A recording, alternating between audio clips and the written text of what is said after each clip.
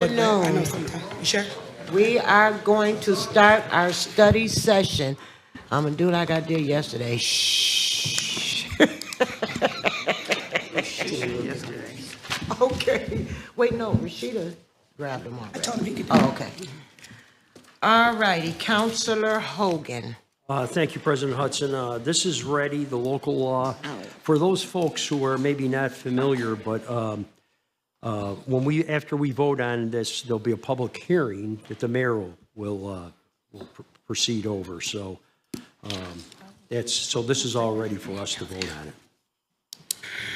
All righty, I have 9, and I will know by Tuesday. So I'm going to call it ready with a question mark, and just so everybody is aware, we will be having our voting meeting on Tuesday, the 5th, instead of the 4th. Counselor Caldwell. Thank you, Madam President. Blessings to all. I have items 10 through 18, and Ms. Dunham, you're here? Okay. Good afternoon, councilors. Corey Dunham, no longer Parks Commissioner, as our new Parks Commissioner starting today. He was wrapping up onboarding with HR, and then he'll be by, but I will fill in for now. Item 10 is an agreement with the CNY Diaper Bank. This would make Wilson Park Community Center to start with, and then we'd like to explore it at other rec centers to make those rec centers a distribution point for free diapers. This was an idea that came from one of the parks employees, Johnny Tooks, and so we think it's a great opportunity to try and make those diapers available to those in need. Yes. Any questions? Will the staff have the capacity to be able to add these additional Yeah, I think so. We've there's an agreement that you sign with the CNY Diaper Bank that makes the expectations of the staff clear, and we're confident that we can meet those needs. You need some? Do I need some? You know. Item 11, this is just to reflect the change in ownership. We had an agreement with Bergman Associates for general landscape architecture services, and now the company name has changed, but it's the same staff we've been working with. Any questions? Item 12. Item 12 is, this is our agreement with VMC that provides emergency care for animals. So this is just taking one of the renewal options and then also amending the amount to $36,000. Item 13. 13 and 14 are related to the purchase of a backhoe. This would replace a 10-year-old piece of equipment that the Parks Department currently has, and Rich DeVesti is here if anybody has any additional questions. But the Parks Department, I believe, has a single backhoe, and the one that we have right now is at least 10 years old and is breaking down pretty consistently, so we'd like to purchase a new one. Where do we store those? They are stored at the Parks Department, yeah. Wait, but a backhoe cost that much? Don't go anywhere, Corey. I'm just gonna look at the letter real quick. Okay. Oh, it comes with a whole bunch of stuff. Okay, I'm good. I got a lot of replacement stuff, okay. 13 and 14, 15. 15 and 16 are related to repairs that need to be made to the sewer pump system at the Magnarelli Community Center. Both pumps are over 20 years old and causing some issues at the center, so we just want to replace those. Absolutely. Is that the sewer pump, so is that gonna help the flooding that's going on in that circle? Yeah, I believe so. Okay. Yes, I can confirm that, but I think that's what.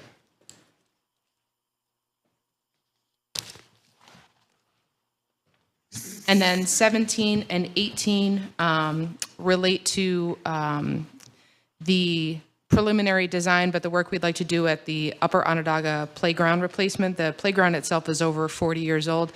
Josh Wilcox from the Parks Department sent me well in advance this information that I should have shared with the council, but since I didn't send it over email, I do have copies for everyone if they wanted to take a look at the preliminary design for the park. The playground as it is right now is over 40 years old and made of wood. And this playground, again, this is preliminary design, so it's not the final design, but it has inclusionary play equipment so that this can be accessible to children of, a whole variety of abilities. Okay, and I'm glad to hear that because that was my big concern. Yes. The kids with disabilities.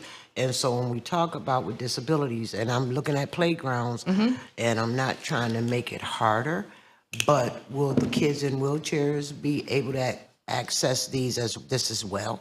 So yes. Yes. And we can go into, there's a good amount of detail in here that shows what the preliminary design is, what activities, there will be over 40 activities for children to take part in, and I believe there's a section for 2 to 5, yes, and then another section for children 5 to 12. Okay. I don't remember, did we include the adjacent neighborhoods to make sure that they have commentary? And Yeah, we did outreach last summer. We did outreach, in addition to other parks like the North Side, we also did outreach specific to Upper Onondaga. We also did outreach for Cannon, Spirit of Jubilee. So that outreach took place last summer. Yeah, because I think there was, vividly remember something at Southside TNT. Correct. Was it? Yes. Yeah. Southside Yep. TNT? If Josh Yeah, could come- Southside TNT, we did an online survey, so there were a number of efforts. Yeah, but go ahead, If Josh. Josh could come on, he can explain a little bit. And then Josh, while you're there, can you also talk about the meeting that we're going to have at Kirk Park for the flag race? Okay, go ahead. Yeah, so this playground, Josh Wilcox, Parks Department landscape designer. This playground being presented to you, it's a full replacement of the existing playground. The one, as Corey said, is over 40 years old, but it's made of wood, so there's a lot of safety differences from when it was built compared to today's standard. It does include a lot of inclusionary elements, including the wheelchair ramps to get kids wheelchair access, crutches, up to the actual play equipment to participate. It is in the existing footprint, so we are not planning to have much of an expansion, and it's all based on some pretty robust community survey results. We had over 200 and some respondents when we went out with our Southside survey last summer and fall, specific to the Onondaga Park playground. We did a you get to pick the pieces, the color of the playground, what it's going to include, and it's all based on what the community came up with. So again, it's just preliminary. We do have some notes to give back to the vendor, and we'll get you the final design as soon as it comes back. So can I ask another question, right? I may have the name wrong, but weren't we able to actually receive some funds from Kaboom before? Or is it Kaboom? So this playground specifically, we've worked with Kaboom with other playgrounds in the city to do some community builds, but also to get some funding.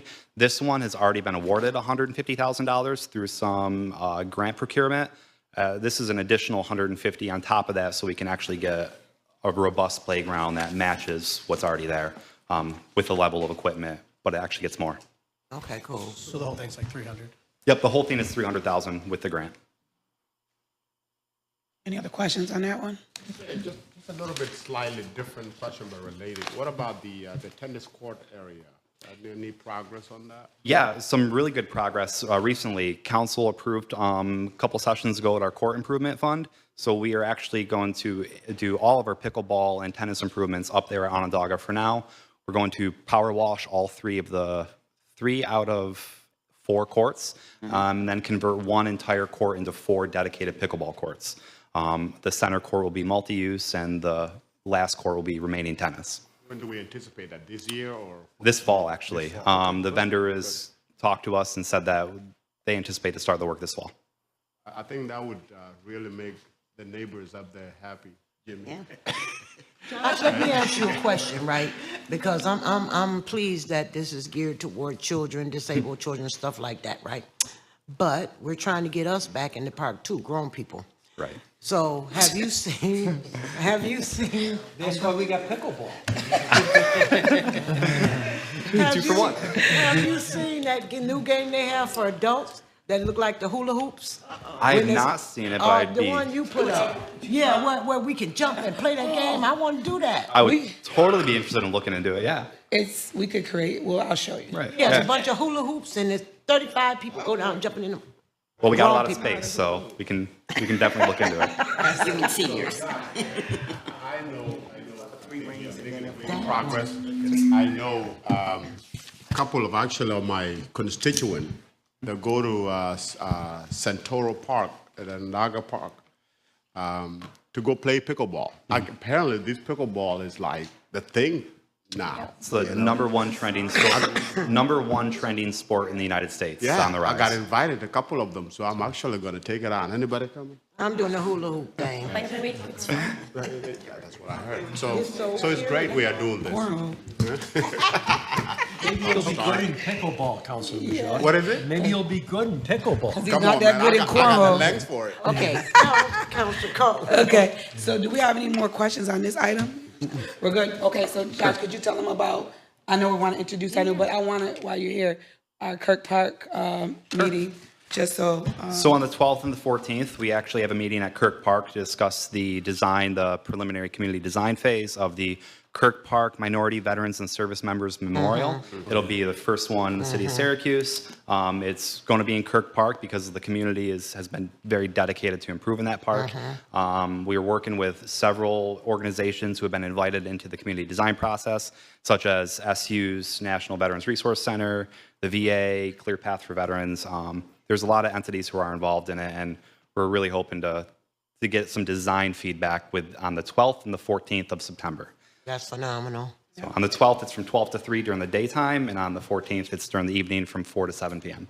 Yeah, and I just love how you made different times for different people. Yeah. People work in the evening, maybe at night. You know what I mean? So it was great. Whoever thought of that. These are actually our the second and chair, third right? session. We did host a session a couple months ago. The turnout was, it was a lot of stakeholders, less of the community. So we wanted to revamp it and go back to the community and get a lot Can you more. repeat the times of the meetings on the 12th? September 12th, Tuesday, September 12th at 12 to 3 p.m. at Kirk Park Seals Community Center, and then Thursday from 4 to 7 p.m. at the Seals Center. Okay, thank you. Thank you, Josh, I Thank you. appreciate it. And then, councilors, I just wanted to introduce our new Commissioner of Parks, Tony Williams, to come up and say hello. And we'll be setting up meetings, individual meetings, but I just want to make sure he said hello. Hello. All right, thank you, Tony. That was great. No, I'm glad to be here and support the Parks Department and its continued growth. And I look forward to connecting with all of you individually. Now. I look forward to moving the needle with everyone. Yes, thank you, thank you. Welcome, yes. Any other questions? No? Okay. Thank you, madam. Yeah, because I got to make sure everybody look at Joe. Any questions, Joe? No questions. Thank you, Madam President. All righty, Councilor Green. Madam President, we'll start with item 19. Commissioner. Council, Michael Canizero, Commissioner of Finance. So Deer Island Bait Company, this is an external consultant, Lisa Brookings. We're asking for $384,000 to increase our contract. $200,000 of that is coming from our timekeeping grant with New York State, and then the other $184,000 we are allocating from the recently passed city software systems project. So really what this work is looking to do is, AS400 retirement that pertains to payroll and timekeeping.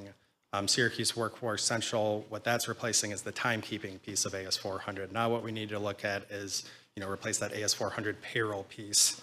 And her work will be, bringing all of that together. How are we integrating SWC timekeeping with the new payroll software, as well as making sure any historical AS400 data, that is safe, is that secure. If we need to, look at that, that is still available. So this is she brings 30 years of IT project management and consulting experience. We do not have the capacity to do this in-house with what our current payroll process is. So she's really our project manager. With that, I'm meeting with her once a week, as are other departments. So that's why we're asking for that increase in her contract amount. Any You kind of questions? scared me. It said Deer Island bait. I thought it was the deer stuff. Okay. That's a whole nother thing. So how long do you think that it's going to take to do the conversion? Getting everything implemented in a new payroll software, I think, optimistically, next July. We're in a new payroll system, SWC's operational. As far as the timekeeping approach, that needs to be phased in by departments. Right now, we're working with we're kind of working through the hourly employees, which those are going to be the issue. Biweekly employees, paying biweekly employees is easy. So it's really figuring out the timekeeping aspect of, are we capturing night shift differential properly? Is out of title pay captured properly? So that's what's being done today in SWC to make sure we're capturing the hourly employees. Then it's, making sure that biweeklies are being represented properly in SWC. And that's kind of when, now that we're comfortable that timekeeping data is accurate, that will, kind of integrate into the payroll system. Whereas right now, today, it's a very manual process. We're entering time in the timekeeping software, we're entering time in the payroll keeping software, and then if there's overtime, there's another time that time's being inputted. So we're entering the same hours three times. So with this software, right, is this going to capture the police? Yes. Oh, it captures everybody. Great. Yes, and that's telestaff is kind of the public safety scheduling, so that will also, that's kind of part of this as well. That's not specifically explicit in this, in the ordinance, but telestaff is also something that's been under her purview. So it's kind of connecting all of those things and making sure payroll's integrated and we're getting what we need. So once she integrates this, we can retire AS400, right? That is the goal. So you're saying that we might be able to retire that within the next year? I'm not going to say that on record. But yeah, that would be And my here goal. goes Frank. I tried. Frank Leva, the city's chief administrative officer. That would be ambitious. The payroll and HR portions of it, we'd like to think that we're going to retire next year, but there are other functions of AS400. It'll probably take us at least a year, maybe two after that to fully retire AS400. But we're getting closer all the But time. it will be retired Ab- before, phases. Without It'll be question. retired. Yeah, no Before I question. leave. Yep. That's our new goal, before you leave. That's our new goal. So will there be training for the people that will be using this? It's Absolutely. all part of Yep. what we're paying for? Yep, no question. It's a big part of what we pay for. Yep. Frank, this may not relate, but closely related. Where are we with the talent management portion of all of this? Is that, are we closed? Are we? So we are in the early stages of that, and Rick is here and can probably talk in more detail about exactly where we are. We kicked off that project 3 weeks ago, maybe 4 weeks ago, and EY, who's leading us through it, has been active. We'll have the preliminary design and the decision to move forward somewhere in the next 10 weeks. Right. Is there like a spreadsheet with all these benchmarks that, you check off? I mean, like from month 1 to month 3, this will be accomplished, month 3 to month 6. Generally, yes, internally, we have some tracking spreadsheets. I don't know, it's really anything we could maybe clean it up a little bit and communicate that with you. I was just wondering how you keep track of it. Yeah, no, it's milestone based, and we have quarterly deadlines, monthly deadlines, and action items that need to be addressed. Any other questions? Thank you. Items 20, 21, and 22 will be discussed in executive session on Monday. Item 23.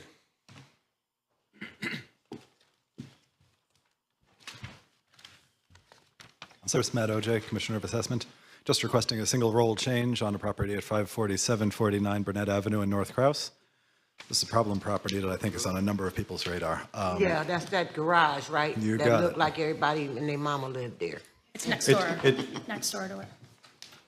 Same family owns, Oh, but yeah. And they currently have a tent city there, so was this cut and clean? So this, it did look like described. Codes and DPW jumped in. But this is an all hands on deck, many dump trucks sort of a cleanup. Did not end up getting properly assessed on the roll for everybody's time and expense. But do understand that subsequently it has backslid, and I think. and I'm good with that because I'm looking at Michael Collins too, because we cleaned it up and we're gonna charge them back for it, right? So what's gonna happen, because they're coming back? So what are we gonna do with that property and how are we gonna handle that? It's Councilor Michael Collins, Commissioner, Neighborhood and Business Development.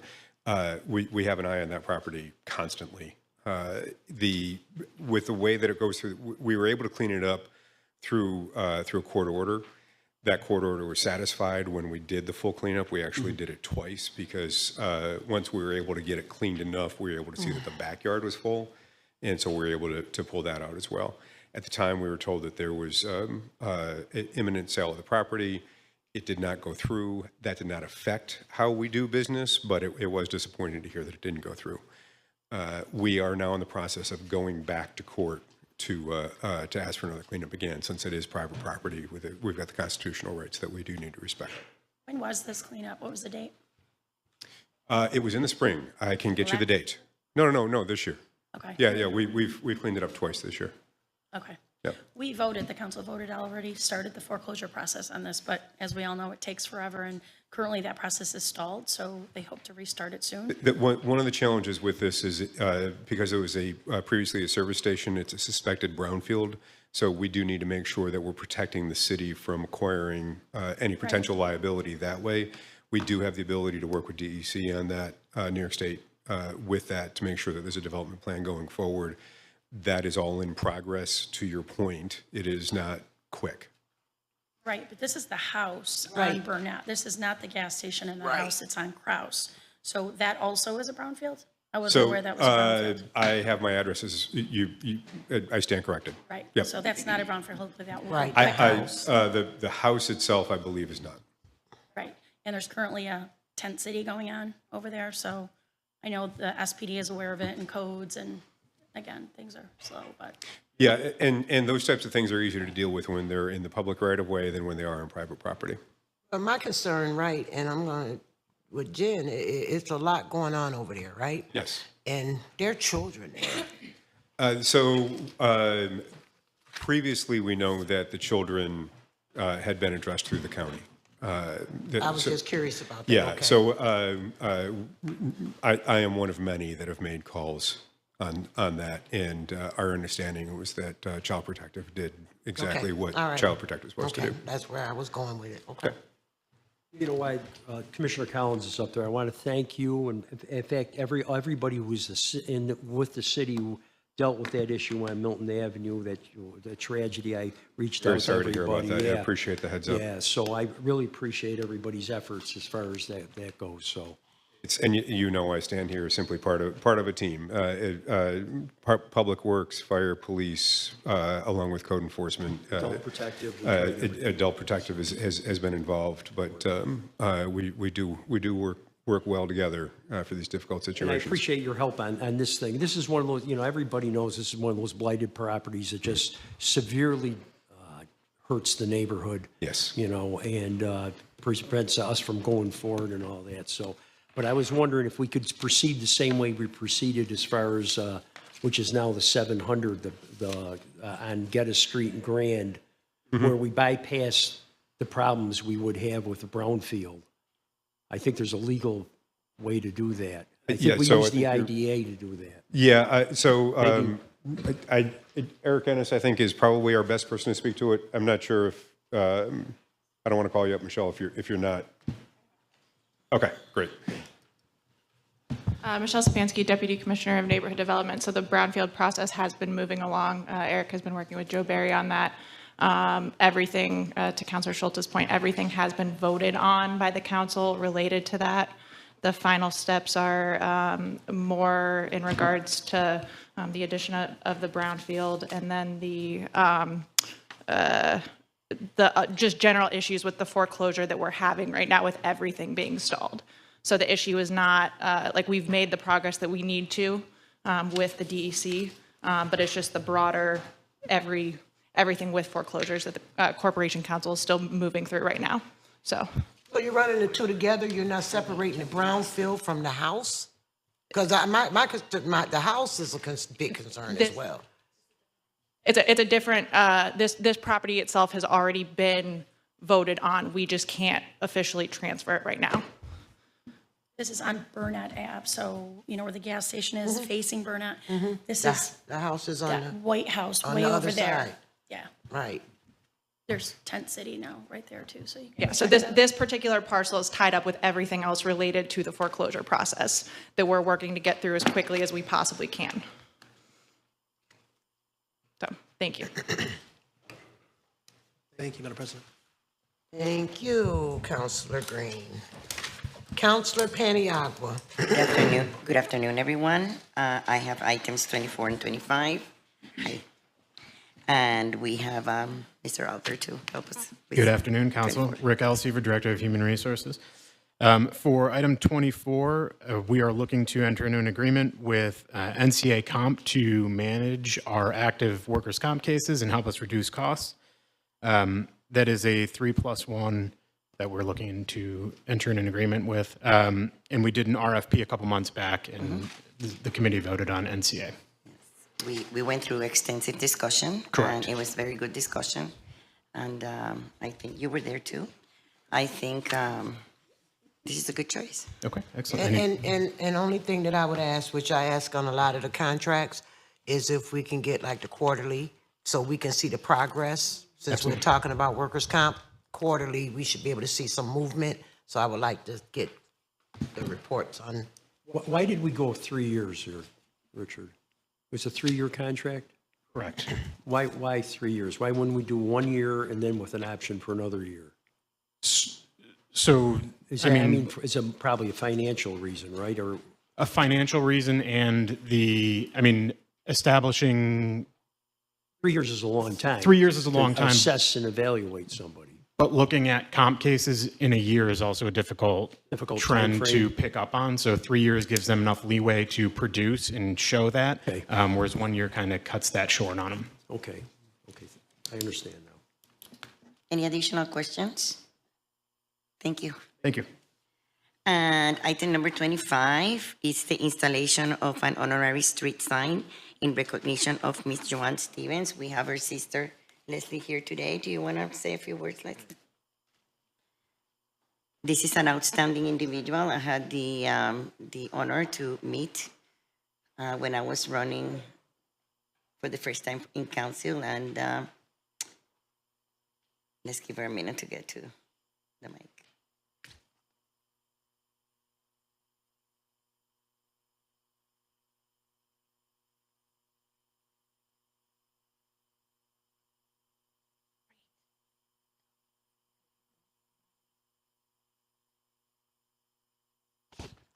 Hi, I don't know if a lot of y'all know me, but some of y'all know me because I've been in the community.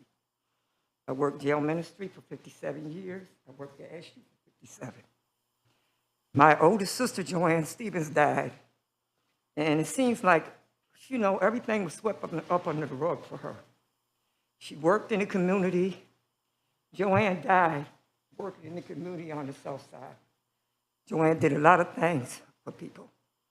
She helped me. She helped my other sister that's next to me. I had a hernia, a big one. I almost died. Joanne went with me every day to the doctors. When I went to have the surgery, the doctor said that she needed to break my leg. I already couldn't walk.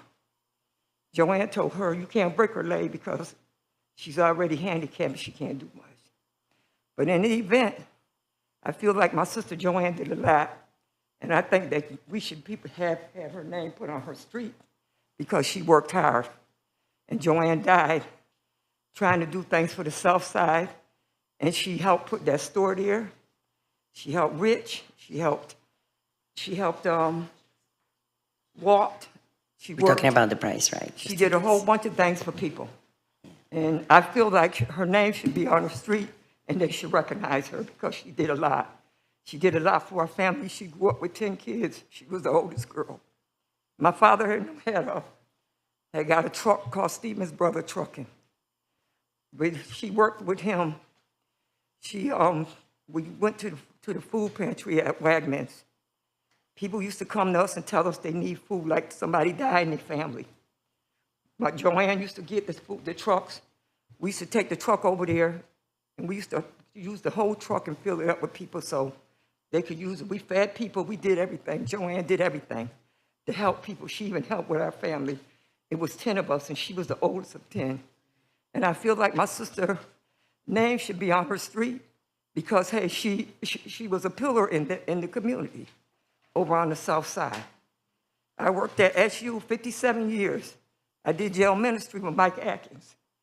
I worked in the community as long as I could because I was walking. But I got sold on when I worked at SU the 57 years, my legs got bad and I couldn't do a lot. But I still did what I could do. I still go to meetings with Rich at South Ave.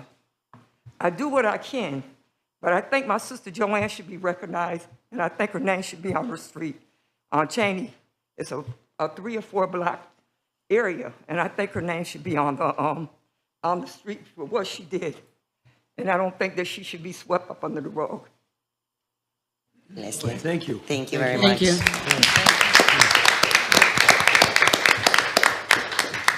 Thank you, Madam President. Those are my items. Thank you. Counselor Montos for Counselor Gathers. Thank you, President Hudson. Counselor Gathers has items 26 through 33. 26 will be withdrawn. 27.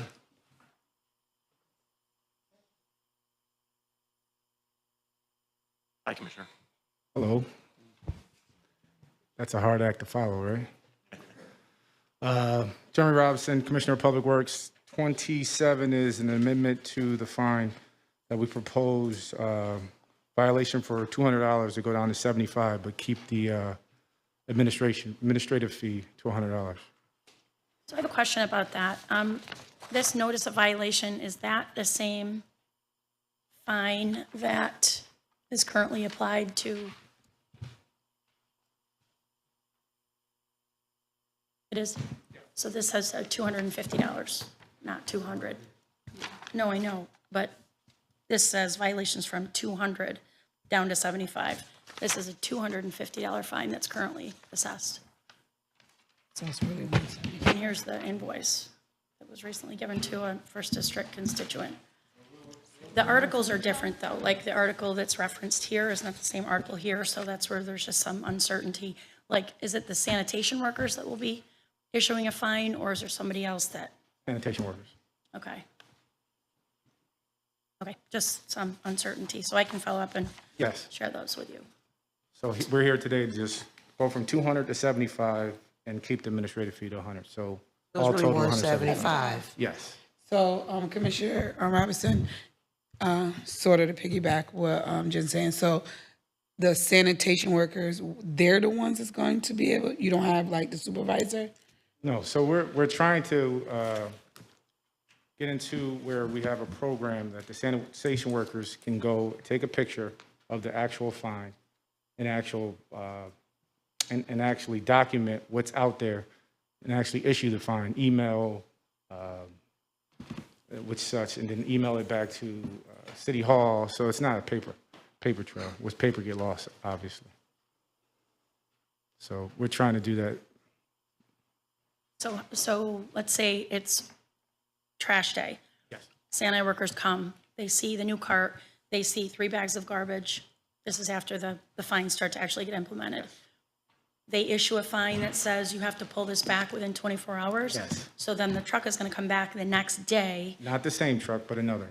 but another truck. So they're going to take the garbage. If it wasn't pulled back, they take it and then the fine is issued. If it was pulled back, then the warning goes away. Right. But the Sani truck will take what's in the cart though, right? No. Oh, they don't even touch the cart. We don't take anything. Okay, so if the cart is closed in full, And you have and then you have additional it's the trash. same thing as we do now. If you have a violation, we're not just going to pick up certain things. If you have a violation, we're keeping the whole Whole load. violation. So So the if you next, pull back what's a violation and just keep your cart out there, we'll just dump the trash. so the next day when the Sani truck doesn't come back, a different truck comes. And it's just the cart that's out and the lid's closed and there's no additional garbage, so the cart is legal. Do they manually pull things out of the cart? No, they shouldn't, no. Or is We- there a tipper truck that comes back? That's that's next council where we're trying to ask for more tippers to put on different trucks, so, yes. And your question, yes, the answer is yes. Okay. And can you refresh my memory, because I know that we pulled back on the fine, so what's the time frame before we start fining? Because we said we were given a little leeway there. That's discussion that we should have with you guys. Yeah, we haven't discussed that Yeah, yet. okay, because I thought we did. No, we said we're gonna do the second didn't rollout say- We first. suggested 6 Yeah, months. at least. We didn't put anything in legislation, did we? Right, but I thought we came to a, I don't think we got a time frame yet. I think the second, and we also have to make sure, Commissioner Robinson, just something I want to say, because it snows and everything's gonna come, that they're closing those trash cans because it's gonna be a mess if water gets in there or snow gets in there. I just thought about that. Make sure I make that known. Thank you. So what about the fines that have already been issued, Commissioner? I mean, those fines at our first rollout where people were fined, and were they suspended or they had to pay the $250, or what do we do with that? So following the committee meeting, I mean, if the council would like us to take some action with those fines, then, we would. Well, we're changing the rules of the game now. Wait, what so do you mean take some action? Because I thought we had shut the fines down until we figured this out. We did, but for the people who had already incurred the fine, right now, we weren't pursuing any action on them, but they're being held. So, I mean, however, if the council would like us to take action on those folks that have already incurred fines, then we would just need a letter telling us what you'd like us to do about those. Well, I think we should suspend those fines because we're We should changing the start rules of the over. game. So, I mean, if we could just get that in writing, then we'll absolutely do that. Okay. Because we need to start over, fresh. Understood. Corey. Understood. Corey, did you mention that during the rollout, the next rollout or whatever, that before you all start taking in for fines, that you will give some type of grace? Yes. That's what I was waiting for, because Yes. I saw you whispering to Jeremy. Yes. So I didn't think that we needed to put it in legislation. I No. just figured the commissioner was gonna. Correct. act on Yeah, it. it's the commissioner's discretion, and the timeframe that we had given the council is the same So one what that we did- put in what the was the emails. timeframe we agreed It was on? 4 to 6 weeks. For the second rollout? That was for phase 2. We gave 2 weeks in phase 1, and so what we proposed and what we talked about at the Monday council meeting was doubling or even tripling that amount of time, which would be about 4 to 6 weeks. So, a month and a half, for people to understand what it is that we're expecting of them. okay, so we'll get a letter to you so we can start new. And, Absolutely, happy to do that. And Corp Counsel, we really don't need nothing in legislation for that, right? I didn't think so. No. Yeah, okay, all right, thanks. Thank you. So wait a minute, Corey, I just want to make sure, we got to get the verbiage right. 4 to 6 weeks after all the trash cans are out or after? Yeah, So- once they're all delivered, once we're done delivering, that's when the grace period, the warning period would begin. What's that? Yeah, so I mean, the carts will start being delivered on the 5th, Tuesday, September 5th. They should be done being delivered September 16th, and so that's when the warnings would begin. I know we talked about it in our committee meeting the other day, but where are we with the large trash when holidays are coming right around the corner? So, I mean, that would be, right now, that's a cart-related violation, so that would fall under the warning period of time. So what we talked about on Monday and what we've committed to is getting a proposal to the council before we start issuing violation notices for cart-related violations. So, there are, I don't want to broadcast to everybody the type of violations that we're going to be issuing warnings on, but we have committed to getting to the council before we start issuing violation notices how we can try to accommodate people that might have occasionally during the year more trash bags that can fit into the cart. Yeah, but we do need to broadcast to everybody what the rules are, and they need to apply to everybody. This But is they're where the going to get a warning confusion- notice, so it's not going to cost anybody anything, but I don't want to put out there, hey, everybody, put out as much as you want, because all we're doing is issuing warning notices. I don't want to broadcast that. I want people to know that this is a period of time to learn how to use the carts, and we will issue warning notices to educate people on what the expectation is, and there won't be any, financial penalty for cart-related violations, but I don't want it to be a complete free-for-all in 80% of the city because people are just saying we're not enforcing rules because we're just issuing warning tickets. So that's, trying to marry education with not having it be a complete and total free-for-all. No, I'm more concerned about holidays that are Correct, right around the corner, right. not the warning, we need Understood. to prepare and put it in there so that when that time's come, we're not Right. back here saying. Correct. People are getting fined. Right. So What can we do? had a meeting earlier this morning. We were talking about some things that other municipalities do. Commissioner Robinson spoke on Monday about the stickers, or designated colored bags or things. And so we're committing to get that legislation and those options before the council in advance of when we begin issuing violation notices so that as the days of issuing warnings is waning, we'll have a plan already in place. Like the sticker idea that you mentioned. Yes. Obviously, it'll be an additional cost associated with that, but I feel like that, because you would give each household a certain amount of stickers per year, and then they would just use those according to whatever holiday they have additional trash. Correct. And so that way you're capped at the number of additional bags that you could put out by however many stickers you have. Other municipalities also offer the actual bags so that perhaps they're more durable. But some of that requires, if we were to sell them at, Wegmans, that people would have to go, because it's difficult for us to mail out trash bags to everybody.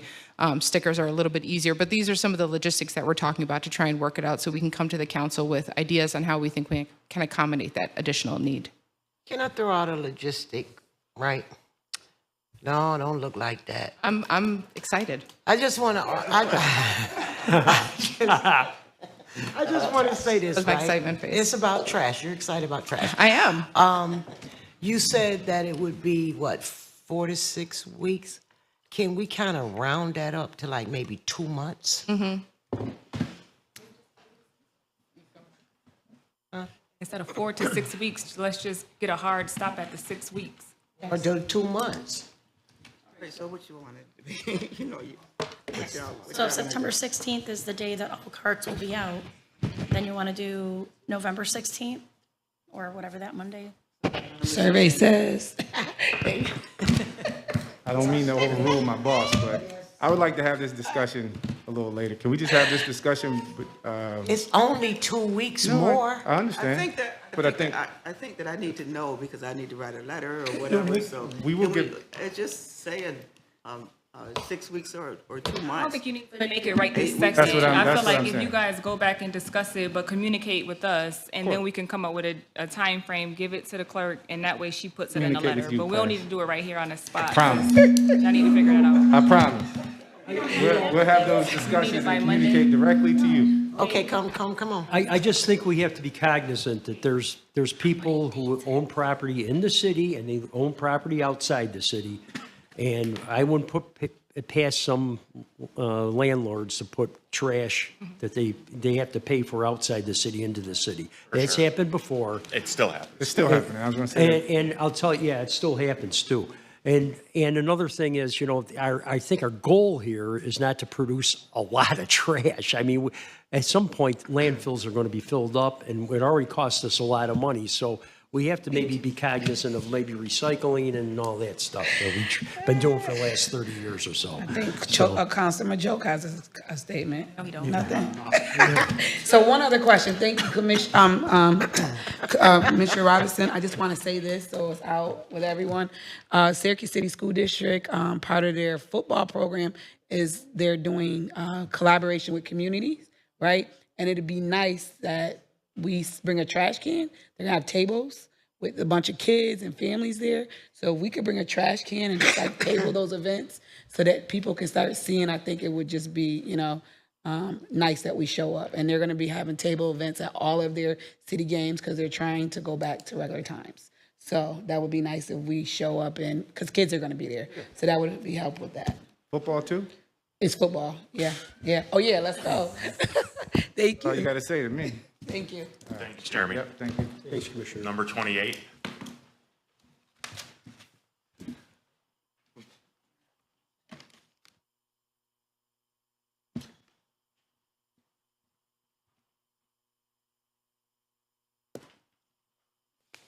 Hello, Richard DeVessi, Fleet Director. 28 and 29, there's no additional funds. I'm just changing Schedule A, rearrange some of the things we're purchasing. And we're getting more for our buck. And more. I had some things in there I was trying to buy that went up in cost, and so I'm just rearranging what we're purchasing. We put a lift in there, and I need a scissor lift, so I just wanted the wording to be right for the equipment that we're purchasing. So we're adding 5 more tippers? We're adding more tippers, too. We're going to be adding a lot of tippers. I mean, we have to have the equipment on hand. We've gone through and outfitted most of our trucks. I'm not talking. That's So we're just adding with the additional, So how we're not many- having additional funds. How we're many just- tippers do we have right now? On trucks? Some of the trucks have, well, there's going to be 18 trucks with tippers on them. About 10 have 2 and the rest have 1. Okay. And we're doing double as we go forward. So you're gearing up to get ready for the recycling, right? That'll come later, yes. But yes, eventually everything will have tippers, except for the bulk pickups. We'll have a couple of old units that won't be worth putting money into. But you guys voted on purchasing some additional ones, 2 more units to keep updating it. Right, so the They're price aging quickly. keeps going up, right? And the tippers aren't going to change, correct? They're going to be the same tippers Yeah, regardless. the tipper technology has not changed in 20 So years. are you looking to maybe have some in stock? Yes. Okay, Oh, yeah, because if we'll we have some don't, the when they price break. is going to continue to go up. They're pretty durable, but yes, we've had good luck. What's the lifespan, you think? I think they'll live with the truck, 8 to 10 years. They're just a simple hydraulic flip. So, and that's it. That's all that is. Okay. Thank you. Thank you. 30?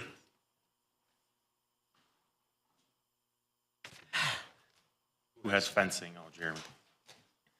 Yep, come on back, sir. Item 30 is it 30? Yeah, 30.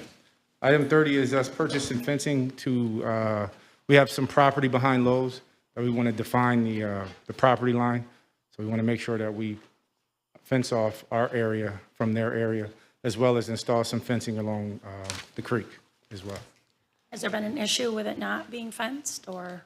We don't want to create any issue. I don't know if it's been a major issue, but, we want to make sure that what's ours is ours and what's theirs is theirs, so.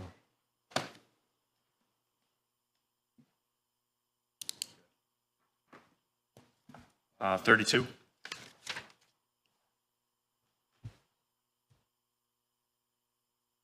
Good afternoon, councilors. Mary Robison, city engineer. Item 32 is accept lining of 4 sewer manholes and replacing frames and covers along the 100 block of Shirley Drive and 600 block of Atlantic Ave. This is to meet the one-on-one sanitary sewer offset requirement by the county, and it's being done by Creekside Landing LLC, and they're associated with their development of new homes and renovating buildings. 33? 33 is a revocable permission to Anaplake Corporation to put in a mid-block crossing at 459 Pulaski Street. Questions? So it's just paint, is that? It'll be paint and signage. And it's also contingent upon them installing new ADA compliant sidewalk along the west side of Pulaski, which doesn't currently exist. But aren't they installing now, or no? I believe it's being installed as part of the project. I think And they we are. made the revocable permission a requirement, because there is no point of having a mid-block crossing if you don't have a sidewalk that you're crossing to. Thank you. Thank you. All set, President Hudson. Thank you, Counselor Schultz. Thank you, Madam President. I have items number 34 and 35.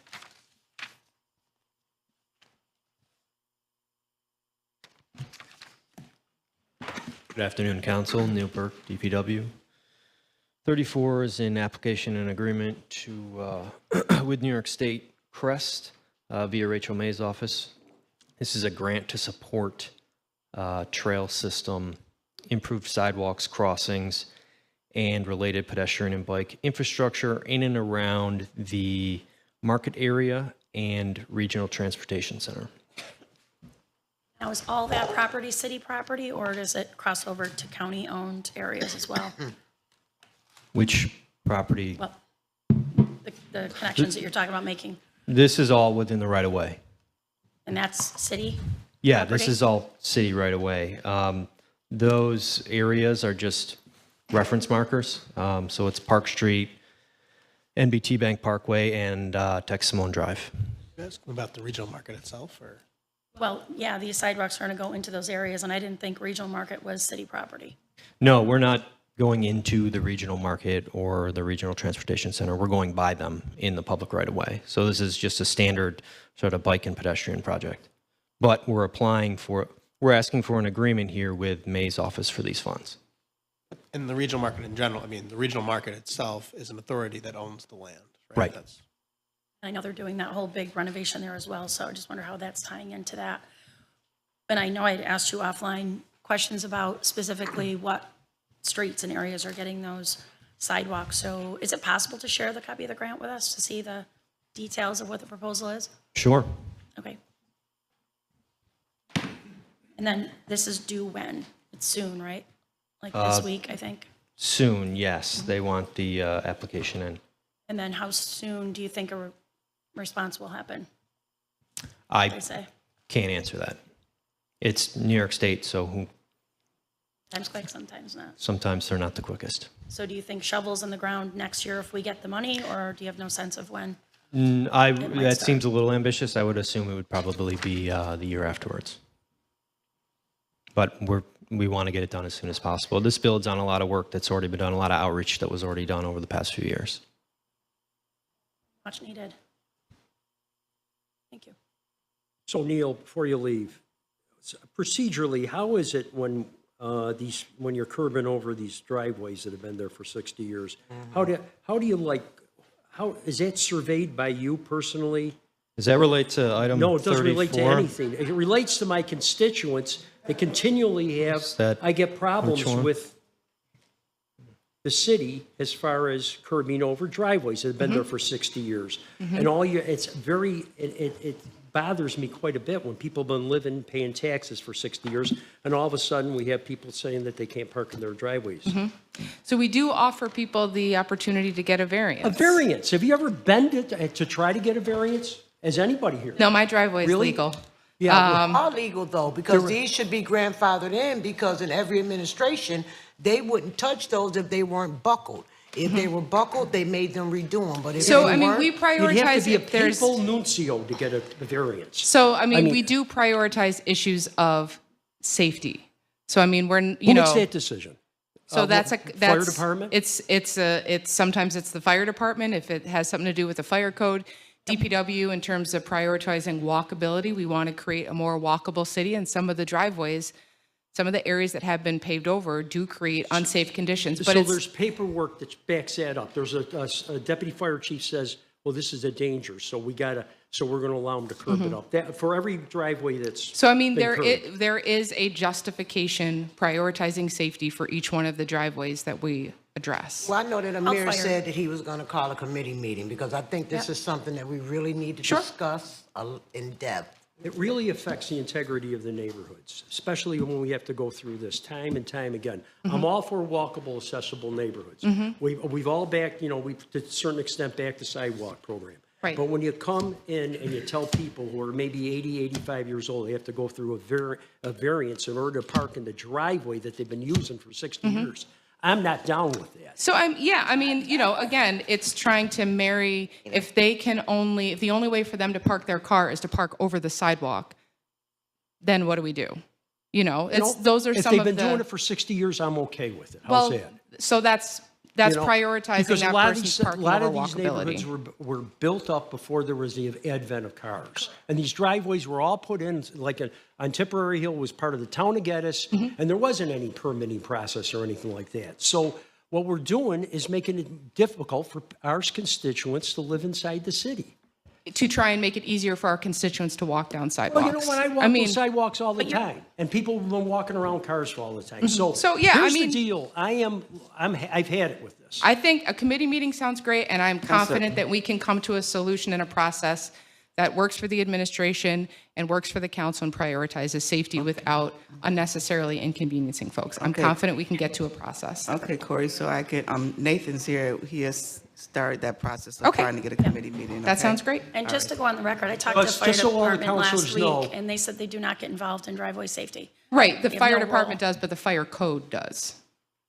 So if there are issues, I mean, and each property is different, and sometimes there are issues with where the car has to park, because that's the only place that it could park that violates the fire code. And that's not written in the ordinance. That's not clear to the constituent. And these Fair houses enough. that were built in the late 1800s shouldn't have to get a use variance because they've had that driveway since then. And a variance, as you know, is something that was not there that they want to have. Right. And And- it's and always been there. that's So fair that's enough. where we need to clear that up Yeah, as well. a committee So- meeting sounds great. Again, we're trying to balance making it safe for pedestrians while not inconveniencing people who want to park their car in their driveway. Well, just so my fellow counselors, I've asked the law department to look into maybe amending the zoning, that any kind of time a driveway would come under inspection to be closed off, it'd have to be closed off by majority vote of the common council. I mean, I hope we don't get to that point. Well, I think it might. It might, but I think we can come to a process that would work for the administration and the council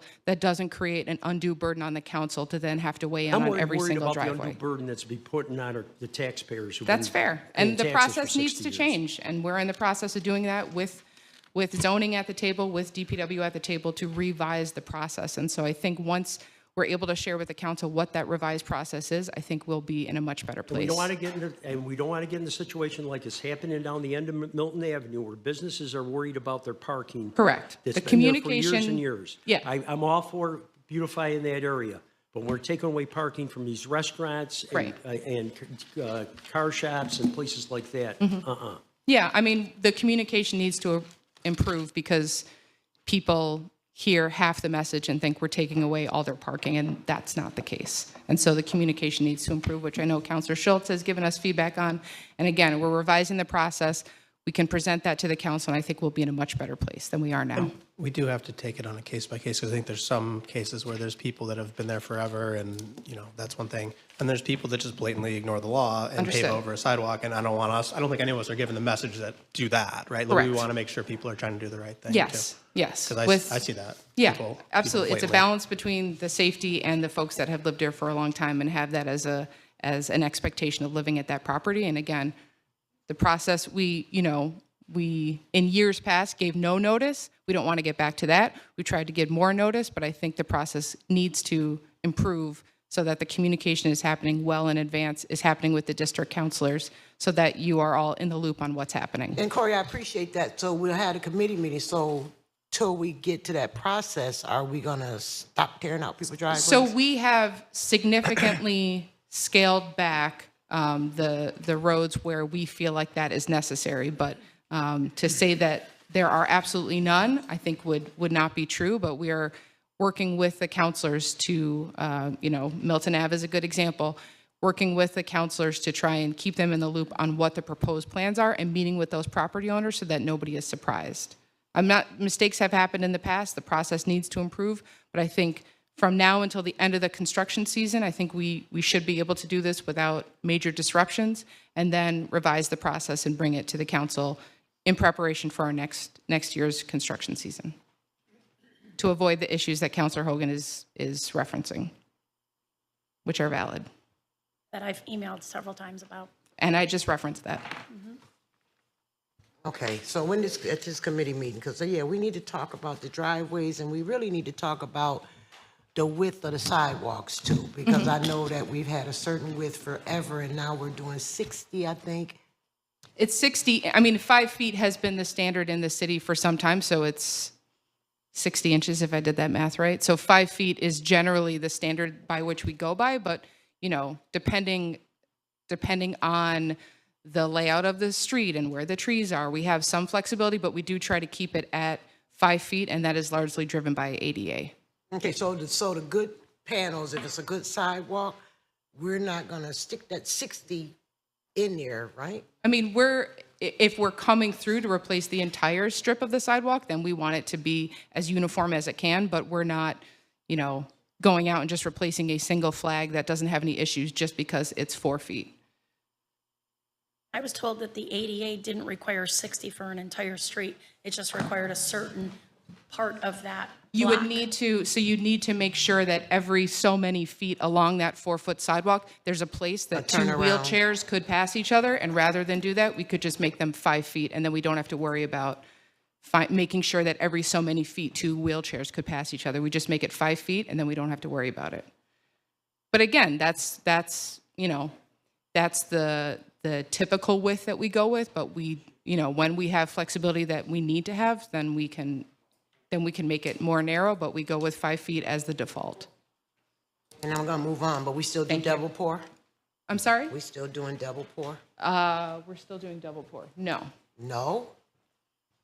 That was where we got our longevity from with the double pour. But I think the idea was to experiment with different materials and see if we could, Mary's behind me. How's that That's not a working good out, sign. Go ahead, Mary. We are doing single course pour now, and a lot of it is to do with, we want to see the comparison of single pour versus double pour. But right now, we're having a lot of trouble getting concrete trucks. And that just makes pouring sidewalk that much more difficult because they can't get the second truck for the top course. So this is just an experiment to see if this single pour is going to work better than the Well, double pour. it's both. We can't get concrete to do sidewalk work, and we're evaluating the single course pour versus the double course. Because every time we went to Rochester, and I can talk about that, we were ahead of them because they did single pour, and our sidewalks lasted longer because of the double pour. I would agree, especially if it's right up against the curb. If there's a grass strip that doesn't get as much salt infiltration, so the single course pour may work there. But I do agree with you that when the sidewalk is right up against the curb, it gets a lot of the salt splash and, the snow that from the plows. But right now, we basically don't have a choice because we can't get the trucks, the second load of concrete. How much cheaper is it twice as much to double pour, or what's like the cost difference? I'd have to look at what the latest bid is. But right now, again, we 'Cause can't you don't get get twice the length on it, right? I mean, single pour versus double pour in terms of the number of years. No. Yeah. I don't think there's that much discrepancy. Right now, we can't even get the trucks though, so. Wow. All righty. Neil, you almost did good. I have item number 35. You can try again, Neil. Item 35 is the agreement with Centro to offer adult bus fare for city employees at no cost. I sent to the council the results of the survey. We had 231 responses from city employees. Of those, 67% said that they would use this service. 95% said that, whether they would use it or not, they thought it should be offered as an employee benefit. There was varying answers in terms of frequency, whether they would use it weekly or monthly. The fourth section of the survey had a place for people to provide feedback. 111 comments were provided. 99 of those were positive. 10 were questions. 2 were negative but had nothing to do with this proposal. And so, it seems that overwhelmingly we have support from employees to provide this as a benefit. Where are we with the shuttle? Yes. So the shuttle is set, we were going to launch it on Friday. It's a Friday before a holiday, so I'm not sure if that's the greatest time, so we're launching it on Tuesday.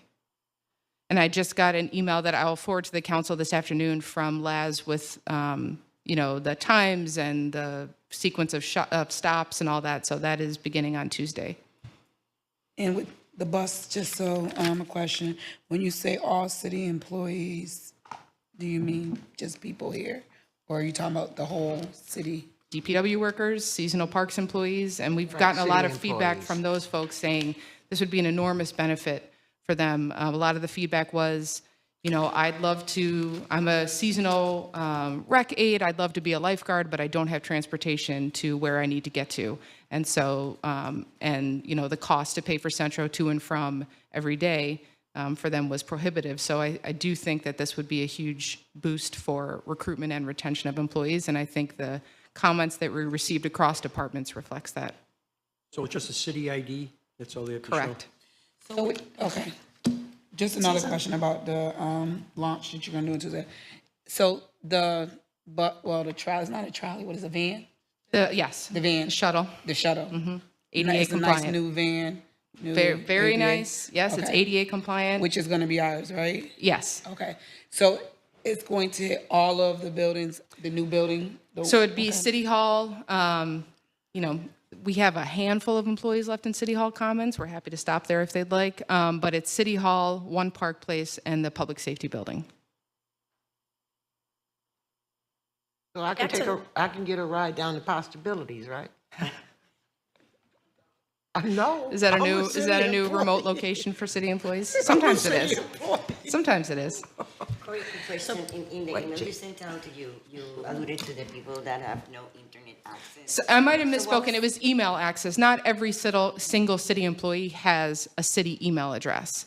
So, They know about the program and that they can benefit from. I mean, we'll have to communicate to them. It is a challenge no matter what we're trying to communicate, but, you know, a significant portion of DPW, laborers in the field, the water department, parks department, and grounds, not every single employee has a city email address or access to email. And so, you know, it's always a challenge no matter what we're trying to communicate, but I just received an email yesterday from Andy Jacobowski at DPW saying he does environmental services. He says he's got a temporary employee that thought this was already in effect and wanted to know how to take advantage of it. So I definitely think the word is getting around, but we'll obviously have a robust communication strategy to reach those employees who just, on a continual basis, just don't have city email. So back to the legislation, temporary employees, seasonal employees, do they turn the ID in when they're done working yes. for the city? Mhm. And then is there a discounted fare with Central right now? Neil probably knows the answer to this, for senior citizens, or is it $1 across the board, all ages? Me and Pat, we qualify. Yes, there's a discount program. If you call Centro, they can get you all the information, but there's seniors, also persons with disabilities. There's a number of reduced fare options from single ride all the way up to 10 rides. So whatever you're doing, you get the exemption as well, just the same as buying a pass if you were going to pay $1 a time. So let's say Counselor Hogan wants to take the bus with his employee ID, and he gets on and he flashes the badge. The Centro driver ticks the list We're and going says, to ride together, actually. I don't think so. I don't think so, Neil. I don't but think the you want to get on city- the bus with him. That wouldn't be I don't a think great that's good. recipe, I don't think. employees that ride. So are they going to be reimbursing at every employee $1, even though we have Yes, that's the seniors standard taking? rate.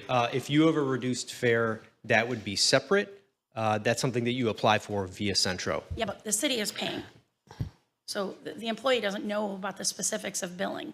I'm asking the question about how Centro is going to bill us for the riders. Yeah, Are they it's going to one know? ride is $1, but if we do have individuals who, say, already are in that program or need to get into that program, we can discuss it with Centro as needed.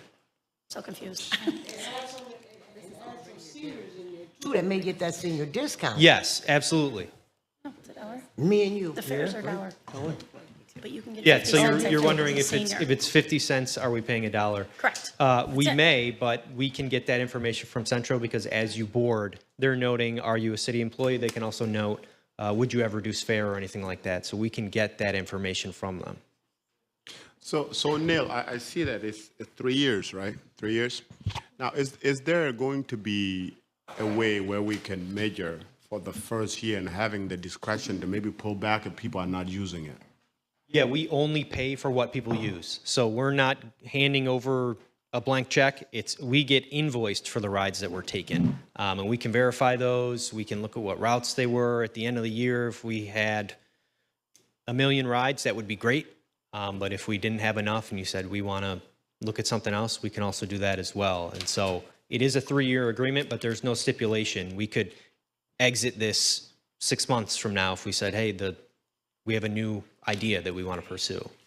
Great. I really like this because part of it is that, trying to encourage employees to have less people on the road, you know what I mean? So I think that would be great. And I'll be really interested to see, as we go 6 months into it, to really come back to us to say this is the usage, and obviously the intention here is to encourage employees to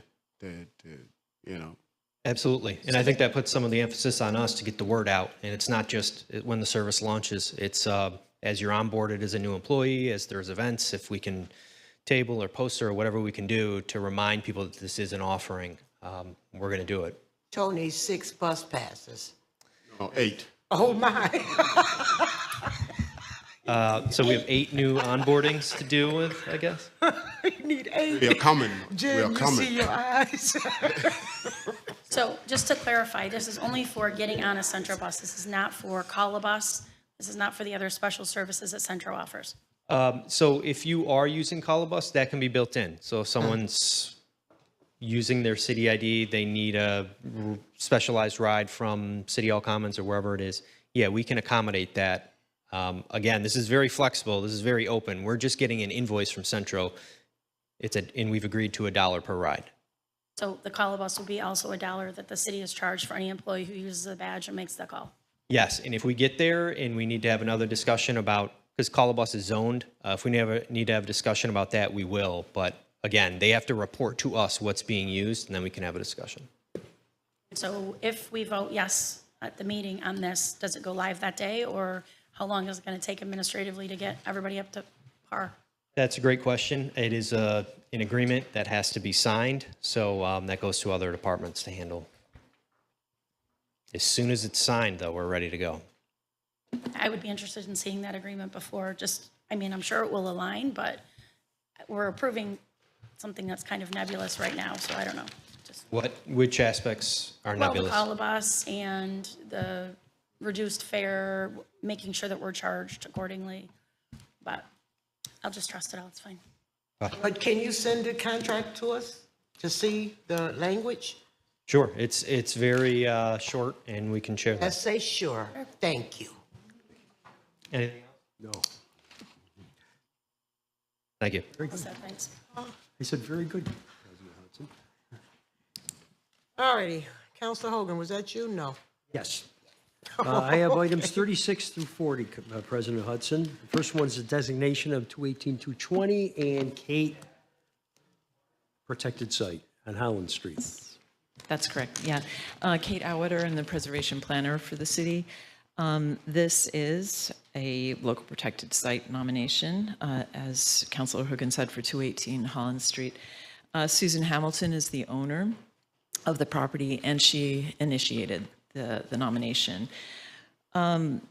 This is different than many of the nominations or designations that you've seen before, because instead of being sort of a high-style piece of architecture or architect designed, it's more vernacular. It's a very modest Queen Anne style house.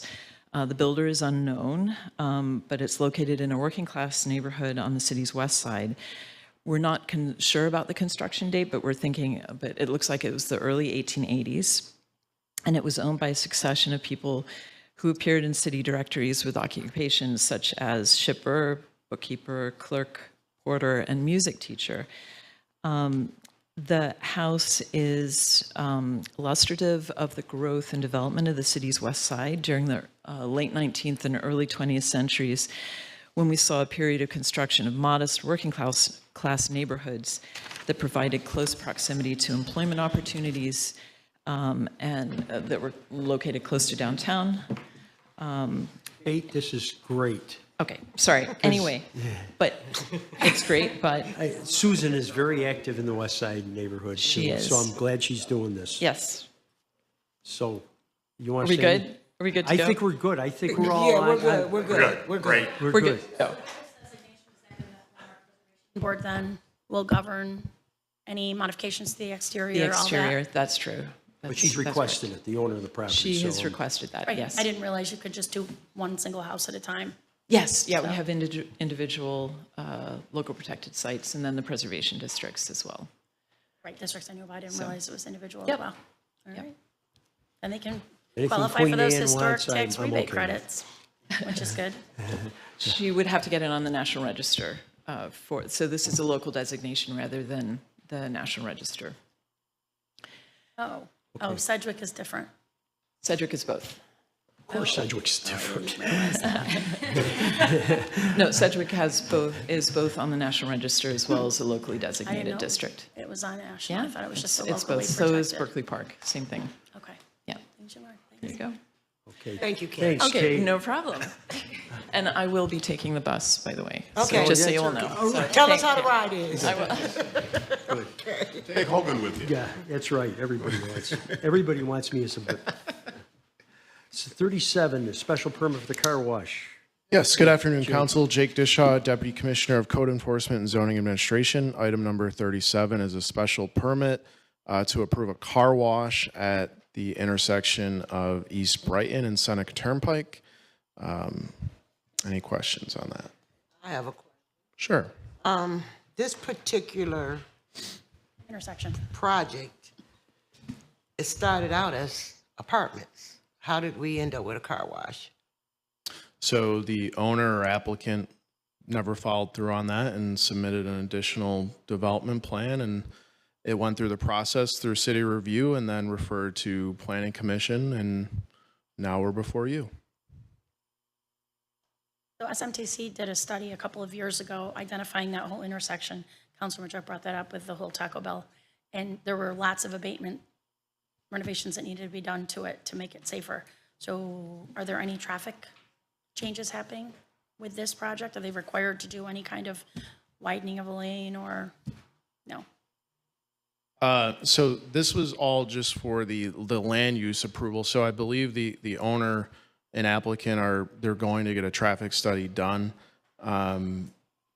moving forward, but the cost of that they weren't willing to put the money into that before knowing if they could even move forward with the project. But they fully intend to make it a safe intersection. I mean, and we still have to review all that moving forward beyond just a planning commission, referral before you for an approval. So even beyond your approval potentially today and Monday, this still has to go through permitting where we're looking at different requirements, with Neil and other people within DPW. Have a pre-development meeting and all that, basically. Not necessarily a pre-development, but a review of city ordinances and standards to make sure that we're not creating a dangerous curb cut to a business that's going in. So some of that could include traffic changes to the intersection, the light. I mean, I'm not a traffic expert, but yeah, all that will get looked at. So approving this And does I not- can't speak to exactly, sorry, just to go back to Sure. the SMTC study. I am aware of that last year, I believe. And I'm not sure what the results of that was. Did Neil leave? Well, Yeah. their recommendation, Okay. so it's, we would have to be the legislators that require that work to be done, but crosswalks, signage, all kinds of things, which that area really needs desperately. So Sure. if we Well- approve this, then does that give them the green light? I know you said that there's other things that need to be permitted and, Well, yeah, so they would still have to go through permitting for doing everything physically to the site, which includes another review, full review by all city departments. I think when the Taco Bell issue came up last time, I'm one of the people that was against it. Developing a business in such a narrow intersection and busy intersection like that. Again, we are putting another busy business in an intersection that is very narrow, one. Number two, we have been asking for, expanding that intersection somehow to accommodate the traffic, considering the snow, considering the weather, and what I'm also hearing that since the Taco Bell went in, there have been accidents there because of the backup and going in and out. You're adding another business that's going to even make it harder for that traffic to flow. We are anticipating 81 coming down, and it's just I'm wondering if as a city we are incorporating the safety. I understand, these places have been vacant for a while, but at what cost are we, putting these businesses in? That just has been my concern. And considering that the study in itself, the traffic study, is not available to even see, and people like us who live down and know the danger and everything that goes into that intersection, and you just keep adding these stuff. It's a concern for me. It's a real concern. Counselor, have you received, people concerned about this, residents in this area? Yes. Okay, well, because it seemed like they didn't speak at the planning commission. Because the last time when they spoke up, they were voted down. So that's so much you can. So do you want me to hold this? Please. Okay, I'll hold this. And while you're holding that, I'm going to excuse myself along with Counselor Allen because we have another thing to do. So I'm going to leave. Deputy Mayor, we can go. Hey, thank you, Okay. President Hudson. All right. Y'all Okay. moving along. All right. Item number 38 is also a special permit. It's to approve a modification to an existing office at 2013 East Genesee Street. It's basically for some wall signs and sign regulation needs. Any questions? Hearing none, I'll go to 39. 39 is also a special permit for modifications to the Dunkin' Donuts at 3919 South Salina Street. Number of waivers were granted as we try to work with the neighbors adjacent to the backside going up. Geez, what cross street is that? Right in between the Walgreens or the Rite Aid that's there. Fillmore. That cross street. Fillmore. Fillmore. Yeah, trying to work to make sure we're not disturbing, the neighbors with the menu board and the, the ordering with the employees working and people pulling through the drive-through and the dumpster area. So all that was brought up and went through as part of the review process and approval process with Planning Commission. So how did the developer, or at least the owner, address the overnight parking situation and, when it's closed, and how did they respond to that? Because that was one of the concerns that came up. I didn't hear about that. I know they discussed late night deliveries, but I didn't hear about overnight parking from around the area. I know using the there was space? it was isolated to a few weekends, I think, with a business across the street in the old Aaron's Way or whatever, the furniture rental place, where they were parking kind of everywhere down there. But I believe all of that's since been addressed with that person, and I haven't heard any complaints about parking. I mean, that was like a year ago, I think. So. Mm-hmm. Well, I think that's one of the concern as well here with obviously with excessive noise and stuff like that. People using it after the business is closed.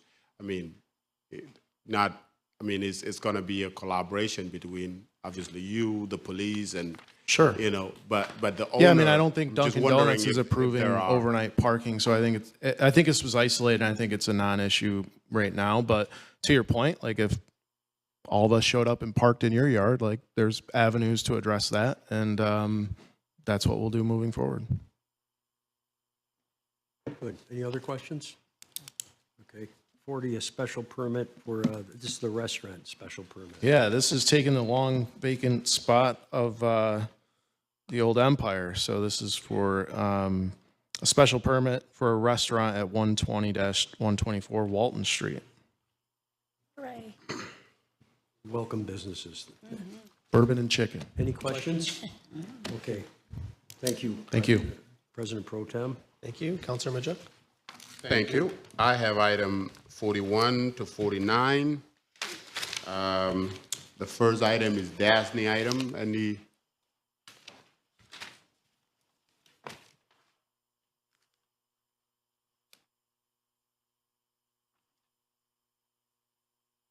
Good afternoon, Council. Executive Deputy Chief Rick Hisselstein.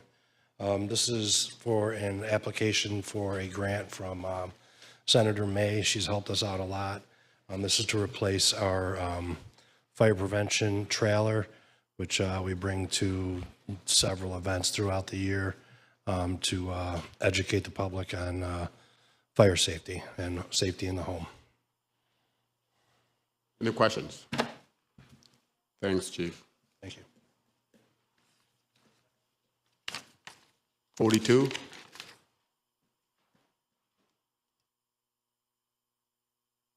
Good afternoon, Councilors. Rich Trudell, Deputy Chief of the Police Department. Our portion of item number 42 is enter an agreement with New York State Division of Homeland Security for $173,000 in funding for several things. The first item is an unmanned aerial system. That is not a drone, but that is a monitoring system that allows us to see drone footage from our command post. So as we're making decisions at a critical incident, we can see the event from inside the command post and make good decisions based on that. Also, a hostage throw phone for a hostage negotiation team. It's a phone that literally you can throw through a window to initiate a conversation with the subject inside. Also, electric bikes, the personal screening equipment, that's something for the public safety building. That's the metal detection. and also portable barriers, which are actually can be hand moved around, dropped, and then provide a barrier for street traffic, that sort of thing. We've used them at several events. Any questions? Thank you. What about the fire side? They left? Oh,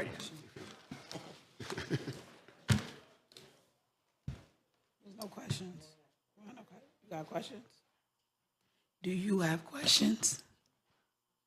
What do we need Okay. fire for? I know. The second portion of the fire, did you see what they're Yeah. gonna do with it? Yeah, Yeah, but you have. okay. Good afternoon, Janet Burke, Director of Research. On the fire side, they're going to be using their portion of the grant for overtime and backfill chemical detection meters, portable barriers, and training simulation equipment. No questions? Thank you. 43, thank you. Thank you, Janet. 43, Chief? Okay, so number 43 is also a request to enter an agreement with the New York State Division of Criminal Justice. This is for our annual GIVE grant, which is our gun-involved violence elimination funding.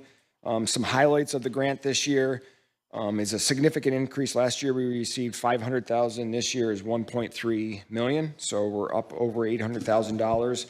This will fund our usual typical overtime for details, but also we are going to be able to hire an anti-violence coordinator on the police side that will work closely with Lateef and the mayor's office to reduce gun violence. We're going to initiate a new hotspot policing program. We're improving our community and youth engagement through programs called Police and Me and Pizza with the Police inside the schools. And money for overtime for power walks. It's really increasing our ability to respond to gun violence and reduce that. Now, Chief, with hotspot, are these like little corners precinct in a sense, quote unquote, or what is that? Yeah, so over the course of time, the strategies has evolved from like bigger pop areas, which are our hotspots, to micro hotspots, which are street segments. So we're really keying in on those areas that are causing the most gun violence. So it's small areas. So is this like kind of resurrecting all these hotspot that you guys had put across the city? Is this part of maybe bringing them back or what? No, this, if I'm understanding you properly, this is our crime analysis center saying these are the areas, the small areas where we're seeing the highest amounts of gun violence, and we're using this money to go into those areas through a bunch of different strategies. Right, no stationing, but just you're visiting, but you're not structurally No station. putting. Yes, okay, no, okay, I think that's what I was yeah, asking. no stations. Okay. Question. What's a police power walk look like? Okay, so it's not a police power walk, it's the mayor's power walk that we go out with. All the city departments go, codes, fire, the police, and we go door to door, we knock on the constituent's door. Are you seeing any problems? Let them know about City Line. We're sending officers to those now as well, so the officers can engage with the public. So that money would be used to pay the officer's salary? Yes, pay the overtime for the officers to So this attend. is overtime work, so, Yes. okay. Other questions? 44. Thank you.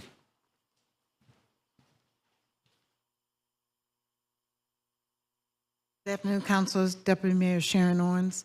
This is an agreement to enter in with Salvation Army.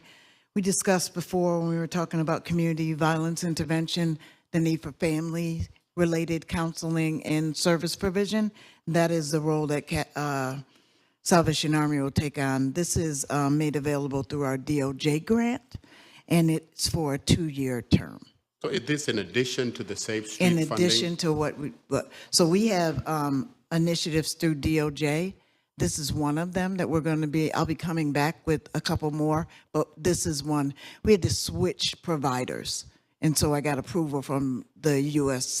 Department of Justice to do so, and Salvation Army will be doing this service. They also provide this service through the work with the Trinity Initiative too, so they're very experienced with the family services provision. So this would be a 2-year grant, 2-year term. Sharon, is this program already, it's in existence. Are they modifying it to fit the goals of the? Absolutely. We're tying together, all of this is being operated under the mayor's office to reduce gun violence under Latif. So what we are really building is a coalition of service providers. And this service will be targeted towards not just the individual, but the families of these individuals. And not just the individuals we talked about in Safer Streets, but this is expanded to 13 and 14-year-olds, even younger children. So I got nothing against Salvation Army, but I'm just asking, is there any other granular, much grassroots-driven organization? Because with something like this, I'm picturing that some you know what I mean? Something Yes. that is more close than something less institutionalized in a sense. Really, for when we talk about case management and that type of thing, when we wrote this application, we knew they had the experience. They have a system set up for actual therapists and that connection through the diocese. And so that's why I wanted to go with them. Again, we had started with another agency, but because of some things that were going on with that agency, we need to switch gears. And I knew that Salvation Army has this experience.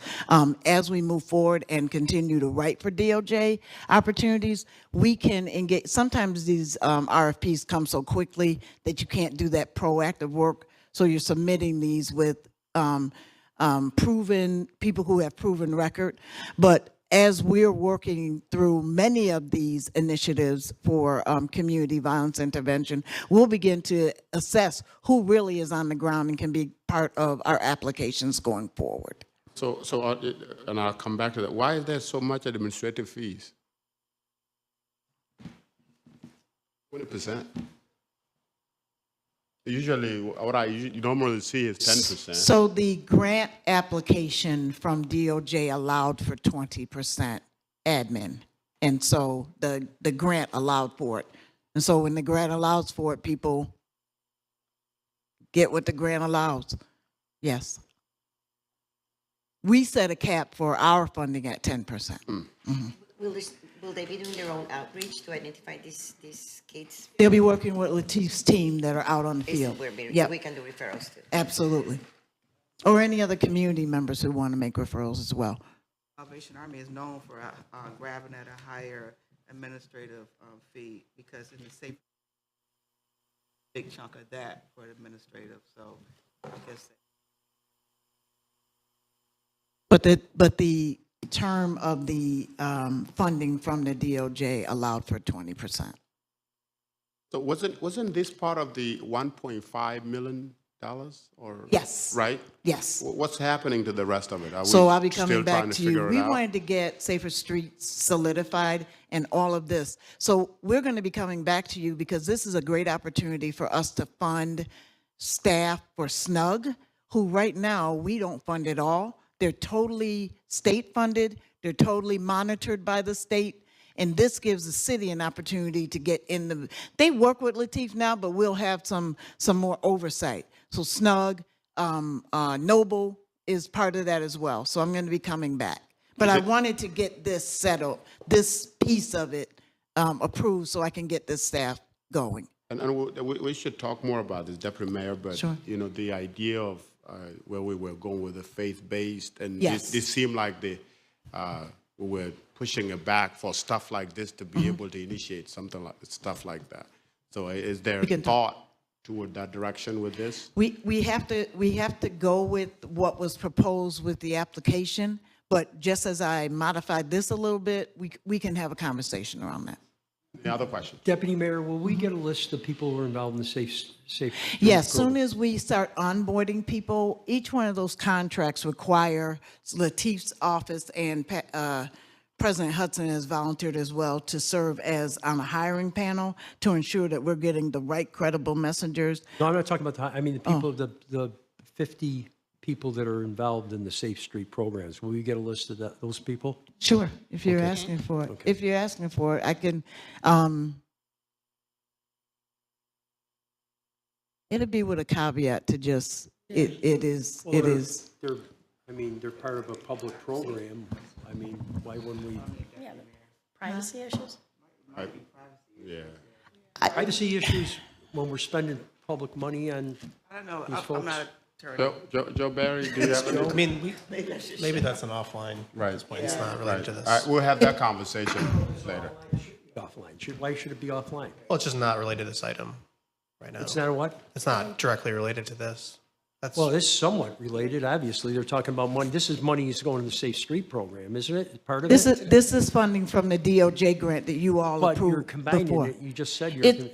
It is all going to be part of a community violence ecosystem. It's So all under the- correct. all All off of under the- Lateef, yes. All under Lateef, Yes. who's a city employee. Yes. Okay. Yes. I guess that larger question for Joe Barry is, if a public program, public funded program is requesting things that are somewhat sensitive to, such as privacy issues, is that something we can request? Why? Because this is probably in the future as well. Joe Barry, is that something we can do, such as the names of the participants? What are we going to do with the names? That's the question. Well, I just would wonder, well, I mean, I both think of that- names are public, it's a public program. Let's Why wouldn't respect the question. participants- Joe Barry? I mean, Yes, Joe Barry, First Assistant Corporation Counsel. I guess I just need the question clarified. I mean, when people are receiving public funds. Yes. People receiving public funds can't, generally can be identified. You can't secretly give public funds to. yeah, if they're getting stipends or they're But getting. obviously, personal information like social security numbers, date of birth. Names? Well, what do you mean The only names? thing I would say is. That's what Hogan council wants. was Yeah, he asking. wants Would the name names. be closed? Would the participant names be disclosed? Safer Street program, could the participant names be exposed? That's pretty much what Hogan is. People who are signing up for the program? 50 participants. The participants, yes. People who are receiving these services, who are enrolling into the program, could their name be disclosed to? Can I ask that we look at that from this perspective? Okay, so we'll come back to that. SPD is going to know who these folks are. You all, I think I can talk to the chief, I don't know if he's around, about how we can communicate with the council about who is being referred to the program. I think it's part of the assessment and evaluation of the program, obviously. Right, but you're going to get that without names. Well. You're gonna well, get. You won't know. You're gonna, if it's Joe Barry is assigned 0057, I'm going to be tracking If I know every kid, 0057. like I know when I was with the City Parks Department, everybody who went to Seals Community Center was a member of the Seals Community Center, and we knew the name of every kid. That's totally At the different. seals. It's like no different from the city, but I mean, Hogan, Council, I get what you're saying, but I don't know if that would be smart that we put 50 of the kids' names out there.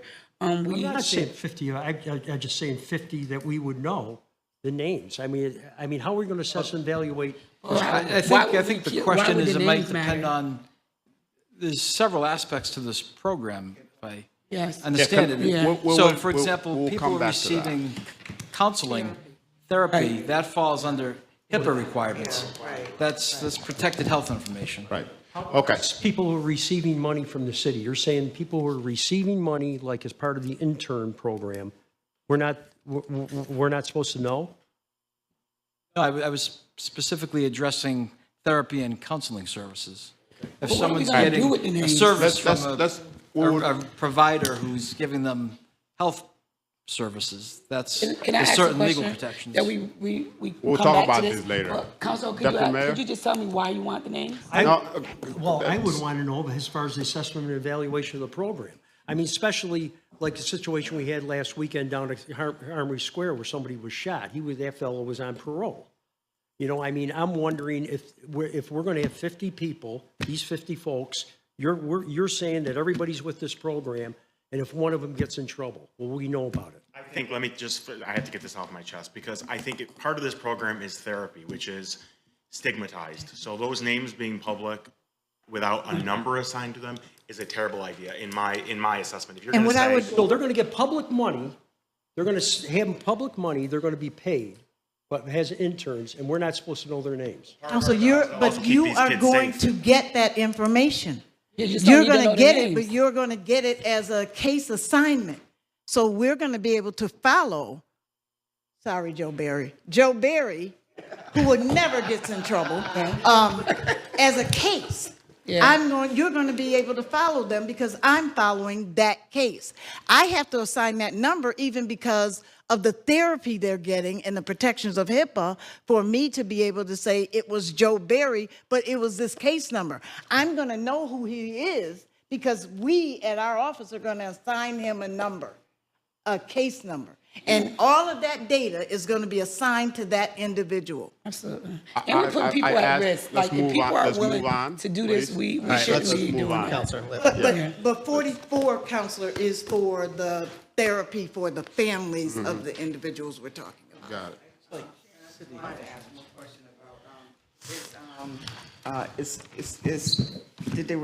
Did the grant require a fiscal officer, and that's why we got Salvation Army, or no? The grant didn't require a fiscal officer, like when we do, when we have to do home headquarters and have the money funneled through No, them. we had an agency that I just don't want to put out over the mic, but we had to switch that agency. So Salvation Army is providing the direct service. All right, so there's no fiscal officer. So, just so we're clear, I understand the HIPAA. Yeah. But I also, we got a situation where people are getting public money too. Absolutely. Okay. Is it So, taxable? Are they getting taxed? Like, does it go through? So what I'm saying is, Councilor, we have 987 kids that was a part of the summer fellows through our city. You want all the 987 kids to be announced Oh, here? well, you know what? I think if that was American Rescue Plan money, I'm sure the federal auditors when they come, they'll want to know who The got federal money. I'll tell auditors, you They that. will know. They will know. They will know. Please. Do we Their have that? demographics and everything So why else. can't I know about this? Counselor Majuk's item, it's his choice to move on if you want to talk offline. Let's we move can do on. We'll talk offline. If there's a need for committee meeting, we'll bring back a committee meeting. But I think we are running out of time, Deputy Mayor. So 45? 45 I would is not- respectfully ask we defer this for later. Good afternoon. My name is Jawad Rashid. I'm with the Syracuse Police Department, and I'm here to answer your questions concerning the selection of a automated license plate reader program by Flock. Any questions? I think we'd had this conversation before, and it looked like no one has questions. All right. Thank you, sir. Thank you. 46.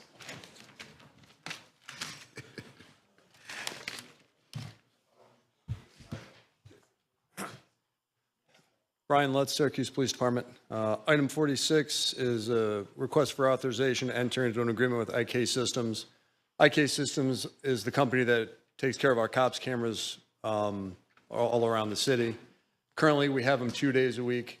In response to your concerns, the chiefs have responded to increase that to 5 days a week, where they're going to have a tech here every day to hopefully get the maintenance and repair of those cameras done more quickly. So more of the cameras are operational more of the time. We want to do a 3-year deal because they're offering us a cost savings and it fixes the price for 3 years. So that's why we have it in front of you. Their products and service are under state contract. We're just here because it's a 3-year agreement. So the state is giving us the resources to do the fixing, or what? No, Counselor, it's under a state purchasing contract. So there's no bid process or quoting process. They've already gone through that. Okay. It's city money that's being spent. Okay, that's where I was going. Yes. All right. Funding for cameras, so will it be in that funding, like the 300,000 that we approved a few months ago? Is there tech money in Yeah, there? so actually, item number 47 is the cash capital project for 23-24, which we're also seeking approval to use that funding. That's going to cover the cost of the additional contractor time as well as the additional equipment to do the replacements, repairs, and everything else. And just out of curiosity, I know when state provide funding for cameras, they normally don't include the maintenance part of the. Correct. So this is city spending its own money to maintain cameras. Correct. Okay. As you know, most of the cameras around the city were state funded for the initial setup. everything is reaching, not everything, but a lot of them are reaching end of life.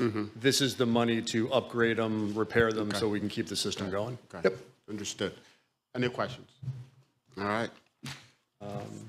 As I said, that covers 47 also, unless there's questions on 47. Thank you. 48? And 48 is a request to enter, it's into an agreement with Electronic Data Corp. They provide the mobile parking ticket equipment that the city is already using, the Parking Ticket Bureau has in place. They're looking to expand the program, put those same electronic ticket writers in the hands of police officers, as well as certain DPW workers. This is just requesting authorization to continue to use that company. So DPW can issue parking tickets? I don't know what tickets DPW is going to be allowed to issue, but when the Parking Ticket Bureau actually requested this special object be set up in the budget, and it was to deal with the police and DPW having those. Illegal setouts. What's that? Yeah, illegal setouts. That's what DPW would be issuing tickets. It's the same handheld devices that we talked about on I Monday. referenced it earlier. Yep. Okay. What about when it's like, what about during plow and there's just parking everywhere? The police is still gonna come through and give tickets? What's for that?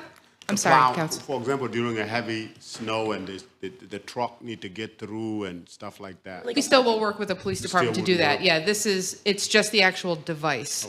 So SPD will use this device to issue parking tickets. We will use the device to issue illegal set out tickets. Any other questions? 49.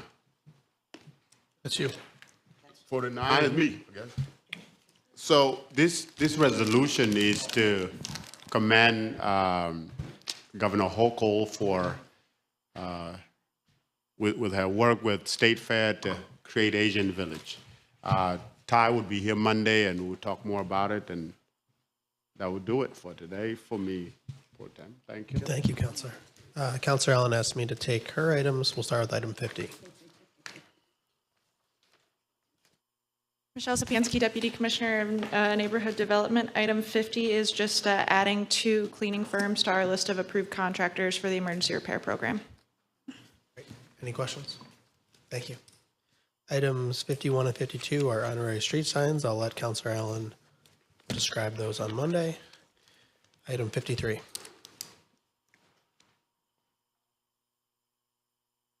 Councilors, Michael Collins, Commissioner of Neighborhood and Business Development. 53 is an encroachment at 301 Burns. There's been some negotiation with the property owner to make sure that you know, what they're asking for fits well with what the city feels is important. And so it's an 11-foot encroachment for fencing. Questions? Okay. Thanks. Thank you. Councilor Hogan, you can take 54. Yes, for President Hudson and the rest of us councilors, the resolution to honor, of course, Common Council President, former Common Council President Van Robinson for his dignity and grace that he presided over the council for many years. And he was, as many you know, he was president of the NAACP locally here for many years, too. And the creator of the Pan-African Village, I believe, at the State Fair. So, long overdue. Great. Okay, I'll take a motion to adjourn. So moved. Second? Second. Favor?